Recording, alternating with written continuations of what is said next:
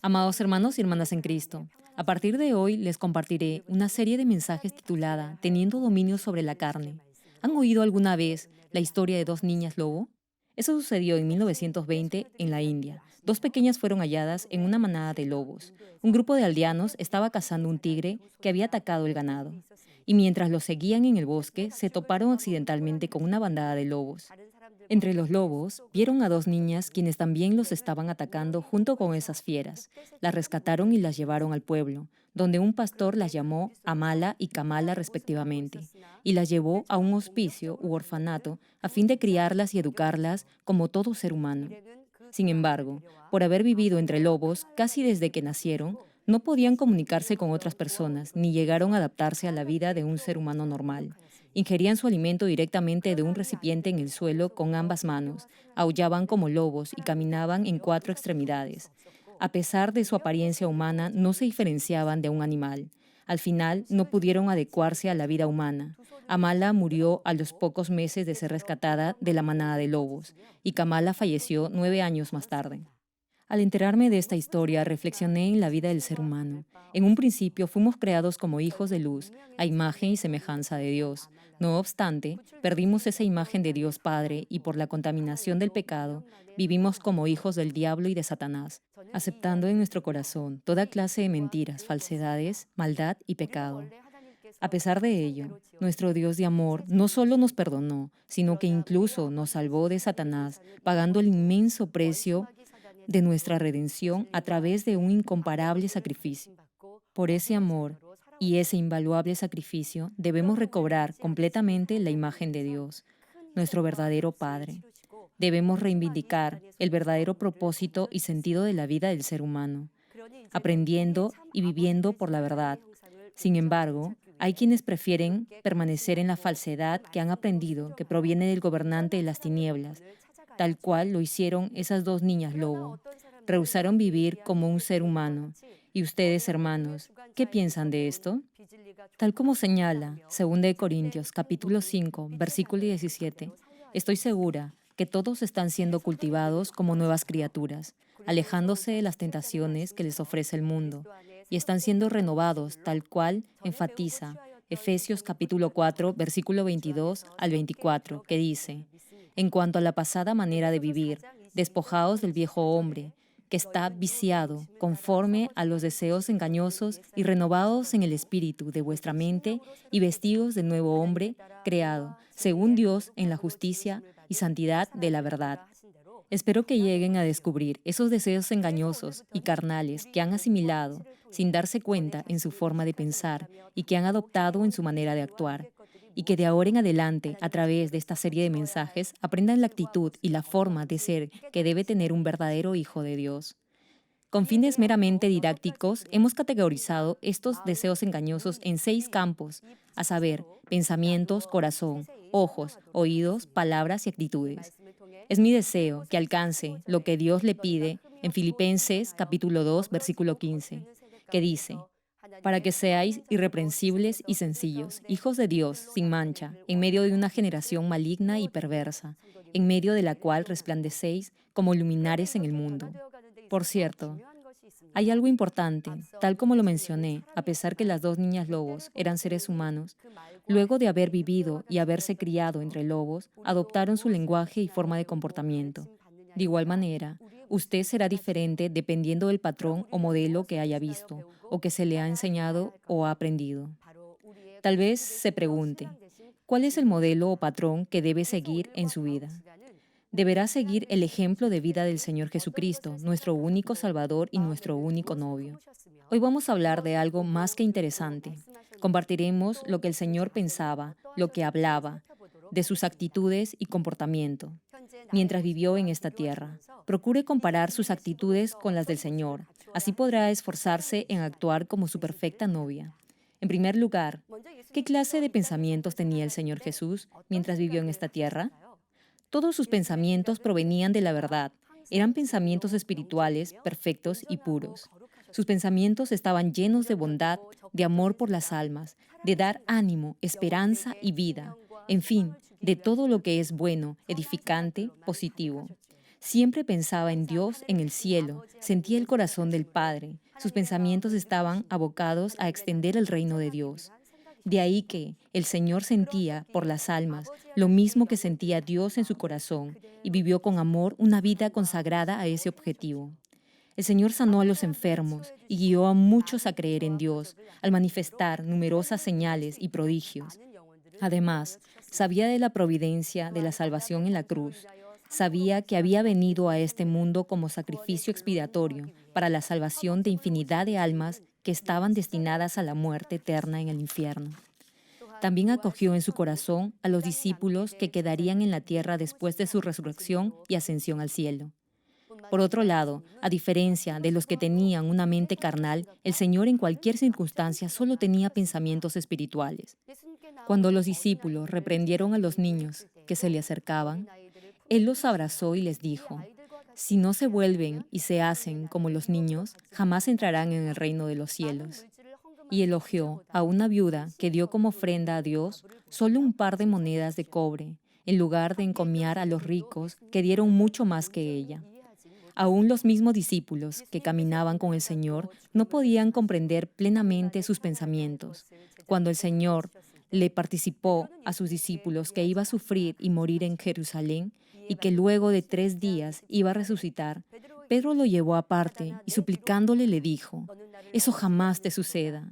Sin embargo, el Señor le respondió lo siguiente en Mateo capítulo 16, versículo 23. Quítate delante de mí, Satanás. Me eres tropiezo, porque no pones la mira en las cosas de Dios, sino en las de los hombres.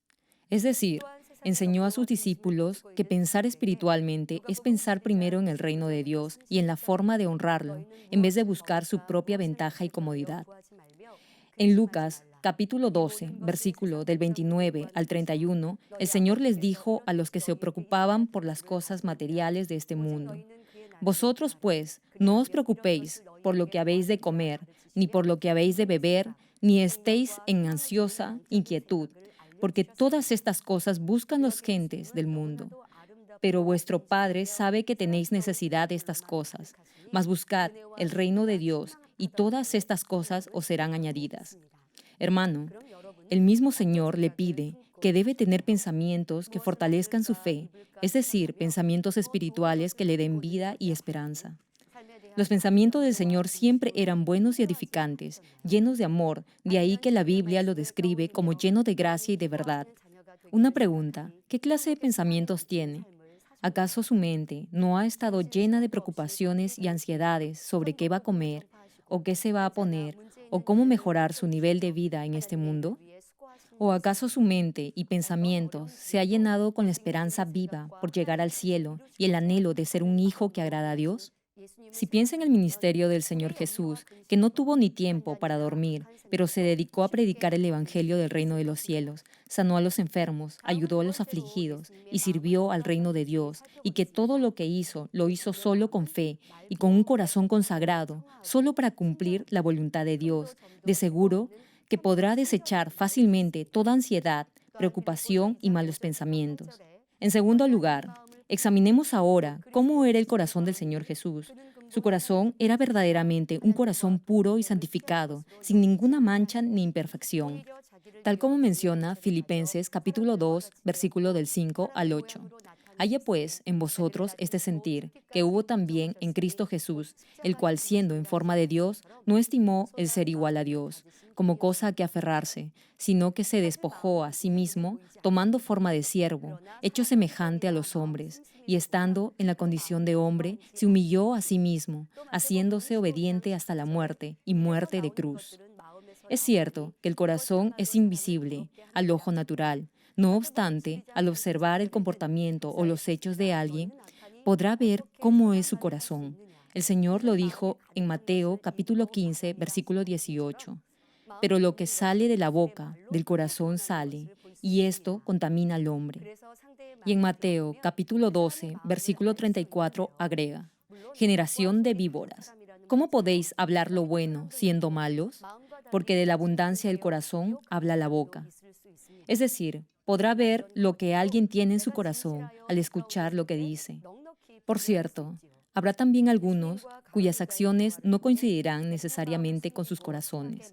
Engañarán y tentarán a otros con mentiras. Sin embargo, a medida que cultive un corazón verdadero y viva en la luz, podrá discernir fácilmente esa falsedad. Ahora, veamos el diálogo que sostuvo el Señor con Judas Iscariote.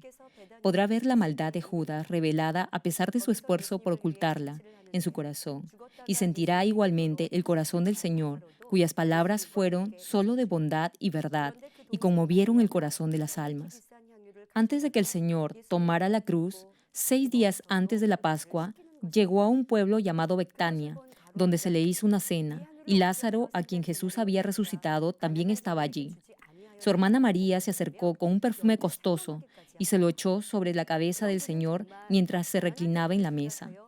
Al ver esto, Judas Iscariote la reprendió y le dijo: ¿por qué este perfume no se vendió por 300 denarios y se le dio a la gente pobre? Ahora bien, ¿acaso Judas reprendió a María porque tenía misericordia y consideración por los pobres? No, no lo hizo por esa razón. Como su obsesión por el dinero sobrepasó el límite, mintió llevado por la codicia que había en su corazón. Conociendo bien su corazón, ¿qué le dijo el Señor? ¿Acaso le señaló directamente la maldad que había en su corazón? No, el Señor más bien le explicó con amabilidad por qué lo que había hecho la mujer estaba bien. Y dijo: déjenla, ¿por qué la molestan? Ella ha hecho una buena obra conmigo.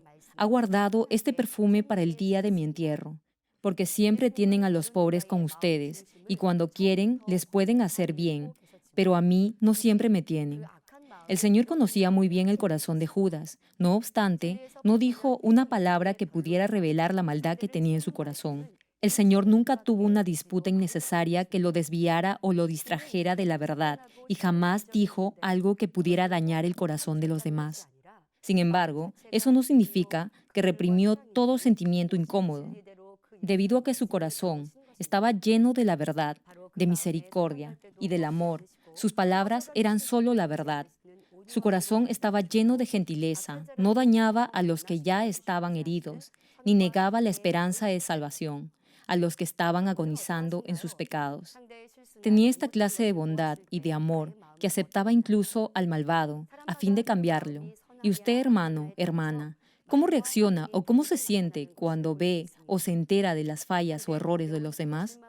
Dependiendo si el corazón de alguien es bueno o malo, sus palabras y acciones se manifestarán de forma diferente.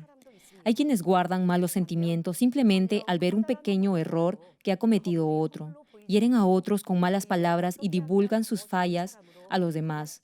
Por otro lado, hay quienes no ven de esa forma los errores de los demás. Más bien, prefieren pensar en la forma de ayudarlos a fin que sean una mejor persona y así tocar sus corazones con la palabra de verdad. ¿Qué tal si vemos otro ejemplo del corazón de bondad y amor del Señor Jesús?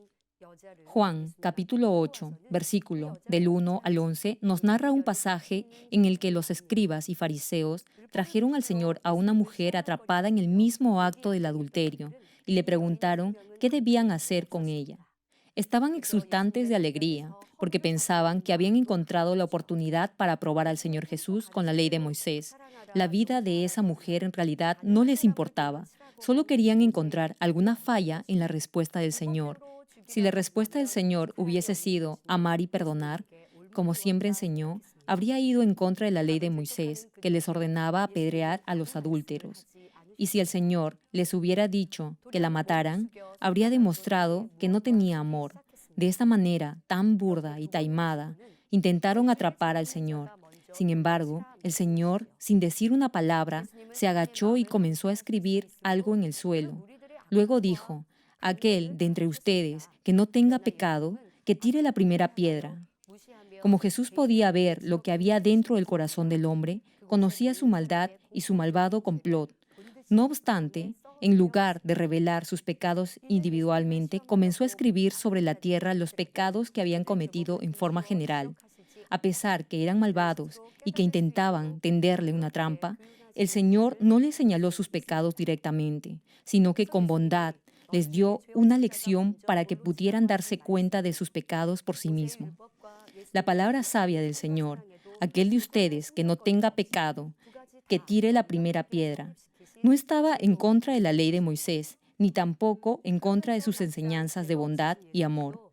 Luego le dijo a la mujer, ni yo te condeno, vete y no peques más, y así cumplió la ley con amor.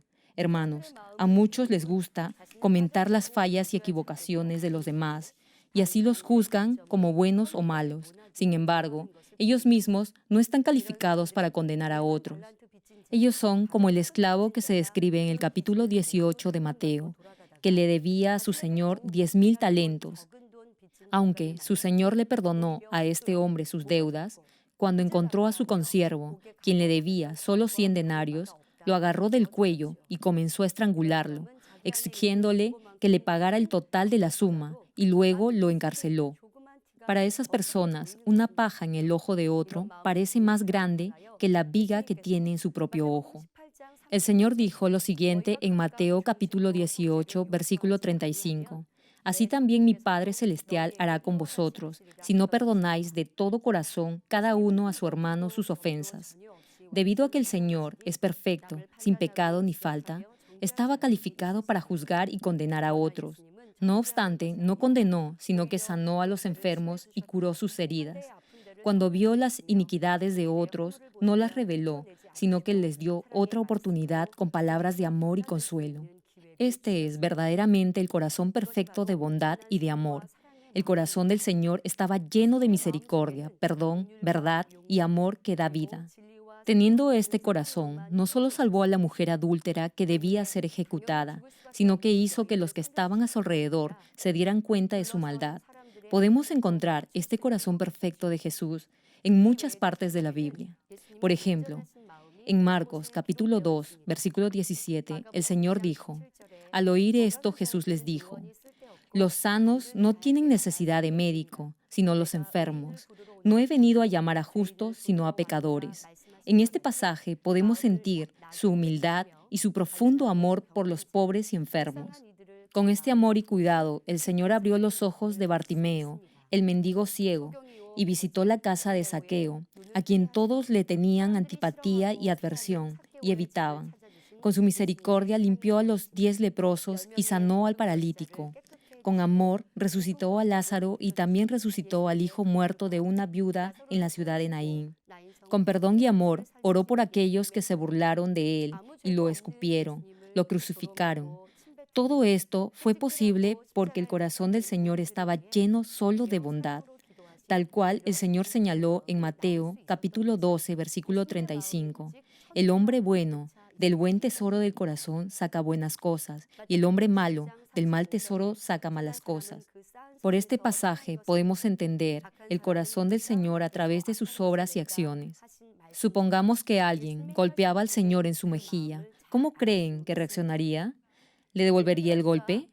Él nunca haría eso. El Señor nos dijo que no resistiéramos al malvado y también que si alguien nos golpea en la mejilla derecha, le presentemos la otra. No solo nos enseñó, sino que también demostró un corazón lleno de bondad y de amor a través de sus sufrimientos en la cruz. Incluso cuando era azotado, lo clavaban en sus manos y pies, se burlaban y lo despreciaban. Oró con amor diciendo, Padre, perdónalos, porque no saben lo que hacen. Esto muestra que el Señor solo tenía bondad y amor en su corazón. Por ese amor, usted también es salvo. De ahí que deberá esforzarse por ser ese hijo de Dios, cultivando esta clase de corazón semejante al del Señor. Cualquiera puede amar a alguien que lo merezca. Sin embargo, si quiere demostrar que ha logrado el corazón de amor del Señor, debería amar incluso a los que lo odian y le hacen la vida difícil. Para asemejarse al corazón del Señor, que solo confió en Dios y lo glorificó, deberá tener esa medida de fe por la que podrá regocijarse y dar gracias incluso en situaciones difíciles. Para lograrlo, deberá poner en práctica el corazón de bondad, cuidando a los pobres y compartiendo lo que tiene con ellos. La verdadera bondad podrá tocar el corazón de alguien, por malvado que sea. Todos los hechos, acciones y palabras del Señor que hemos mencionado hoy podrán impactar profundamente a cualquiera que las escuche. Ahora bien, aunque una actitud de verdadera bondad podrá tocar su corazón, eso no significa que tendrá ese nivel de bondad. Aunque Judas Iscariote vio la bondad y el amor del Señor, no cambió. Continuó buscando su propio provecho y por su codicia terminó en el infierno. Del mismo modo, aunque podrá ser tocado por el corazón bueno del Señor, no podrá cultivar esa bondad en su corazón sin esforzarse por asemejarse al Señor. Tal vez se pregunte, ¿cómo podrá hacer para que su corazón se asemeje al del Señor?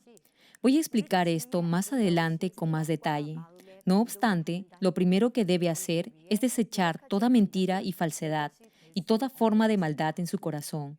Como dijo el Señor, el hombre bueno del buen tesoro de su corazón saca lo bueno, y el hombre malo del mal tesoro de su corazón saca lo malo. Porque de la abundancia del corazón habla la boca. Es decir, no importa lo mucho que lo intente, no podrá emanar el aroma del Señor si tiene maldad en su corazón. Hay muchos a quienes les es difícil controlar sus propios pensamientos. Se entristecen porque aún sienten odio y tienen malos pensamientos, a pesar de su esfuerzo por desechar esa parte de maldad de sus corazones. El ser humano carnal ni siquiera puede controlar sus propios pensamientos, menos podrá controlar su corazón. Como mencioné anteriormente, el título de esta serie es Tener dominio sobre la carne. El hombre carnal, cuyo corazón está lleno de falsedad y maldad, no puede tener dominio sobre los actos de su propio cuerpo. En realidad, no quiere vivir esa clase de vida pervertida, ni desea pecar. Sin embargo, no puede hacer lo que desea hacer. Más bien, hace lo malo que no desea hacer. Aunque se propone no robar, no decir lisuras, ni malas palabras, no adulterar, etc., termina cometiendo esos pecados contra su voluntad, debido a que el diablo y Satanás controla su corazón, que está lleno de pecado y maldad. No tiene defensa contra Satanás. Con esto termino, amados hermanos y hermanas en Cristo. Es mi más ferviente deseo que permanezca siempre alerta en oración y viva de acuerdo a todo lo que ha aprendido de la palabra. Tal como menciona 1 de Pedro, capítulo 4, versículo 7, mas el fin de todas las cosas se acerca, sed pues sobrios y velad en oración. Sin importar la maldad que pueda haber en su corazón, ni los pensamientos carnales que aún estén enraizados en su mente, todo eso podrá ser transformado en bondad y verdad con la ayuda del Espíritu Santo. Por la oración intensa, el Espíritu Santo que habita en su corazón lo ayudará a discernir aún lo más profundo y oculto en su corazón, a la luz de la palabra de verdad. Y no solo cambiará su corazón, sino que sus acciones y comportamiento igualmente serán transformados. Así llegará a ser la novia perfecta del Señor. Oro en el nombre de nuestro Señor Jesucristo para que llegue a cambiar y así emane el perfecto y dulce aroma del Señor en todo lo que haga.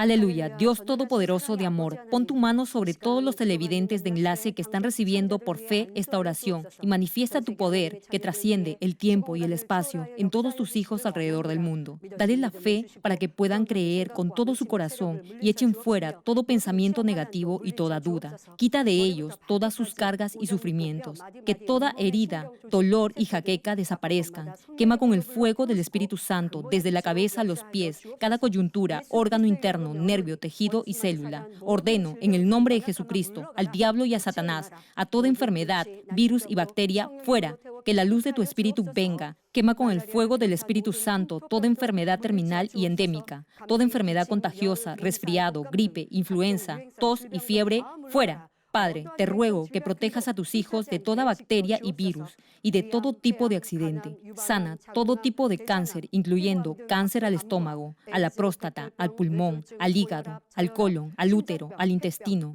cáncer de mama y toda otra enfermedad como el SIDA, leucemia, apoplejía cerebral, presión arterial alta y baja, enfermedades cardiovasculares y pulmonares, enfermedades de la piel e inflamación, toda polio, parálisis, derrame cerebral, artritis y hernia, fuera. Sana toda clase de dolor de espalda, lumbago, hernia, a los discos, jaqueca y toda clase de neuralgia, fatiga, enfermedad a la tiroides, epilepsia, autismo, depresión, neurosis, bipolaridad y todo tipo de enfermedades mentales fuera. Que toda parte paralizada del cuerpo recobre su movimiento, que los cojos y tullidos se levanten y caminen. Restaura la vista de los que no pueden ver bien. Sana toda miopía, astigmatismo, glaucoma y toda afección ocular. Que los ciegos vean, los sordos oigan y los mudos hablen. Restaura los huesos fracturados y sana toda quemadura. Limpia y libera a los que son adictos a alguna droga, narcóticos o sustancia tóxica. Regenera los nervios, tejidos y células muertas. Que los muertos vuelvan a la vida. Bendice con hijos a los que no pueden concebir. Ordeno, en el nombre de Jesucristo, al diablo y a Satanás, y a toda potestad del aire y toda fuerza del mal, fuera. Todo poder de las tinieblas, espíritus malignos, perversos, deshonestos, engañadores, espíritus de división, de tentación, de mentira y todo espíritu de iniquidad, fuera. Ato a toda fuerza de la oscuridad y de maldad, y que la luz de tu espíritu descienda sobre tus hijos. Padre, dales la fuerza necesaria para que puedan clamar en oración y se despojen de todo pecado y vivan en santidad. Que sus almas prosperen, tengan salud y todo les vaya bien, y que sus familias sean evangelizadas. Protege a tus hijos durante esta semana de todo tipo de accidente, bendícelos y prospera todo lo que hagan. Guarda y protege sus hogares, trabajos y negocios con el muro de fuego del Espíritu Santo, y que en todo lo que hagan y digan honren tu nombre, para que con toda confianza declaren que tú has respondido a sus oraciones y que los has bendecido. Gracias, Padre, a ti sea toda la gloria. He orado en el nombre de nuestro Señor Jesucristo. 아멘.